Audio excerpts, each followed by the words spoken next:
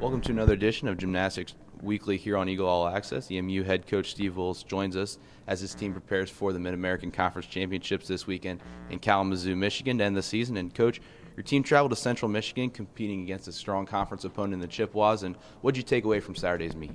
Well, Central's a good team, and we know that, and they'll be one of the favorites at the championships. But we also feel like with a little improvement here and there, and we didn't have a great meet, that we're not that far behind them. I mean, we stayed close to them. We beat them on vault. We stayed close to them on a couple other things. Now we just got to be able to go out there and start putting things together. And the MAC championships this year, it's arguably the biggest meet of the year.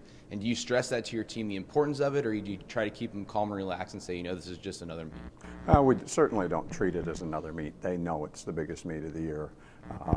But you prepare for it all year long. I mean, it's one of those things that, you know, everything you do, that's the goal at the end of the year.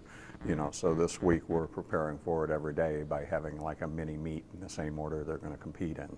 So it's you know, one of those things that you want to get them comfortable in what they're doing, and realizing that if they make 24 routines, they've got a shot to be right there. And speaking of the comfortness of the MAC championships, it's unlike any other meet you have this year. You go against 7 other teams, and instead of going through those 4 rotations consecutively, you do have some buys. So in terms of preparation, I know you talked a little bit about having the mini meets, but what other things have you done to get them focused? Well, that pretty much, you know, we do in practice make them go sit in the locker room for 20 minutes. So they get used to sitting on a bye. And we're doing that all week long. You know, but it's more than just it being 7 teams. The meet really doesn't last that much longer than a regular meet. It goes through pretty quickly. But on top of that, it's now 4 judge panels.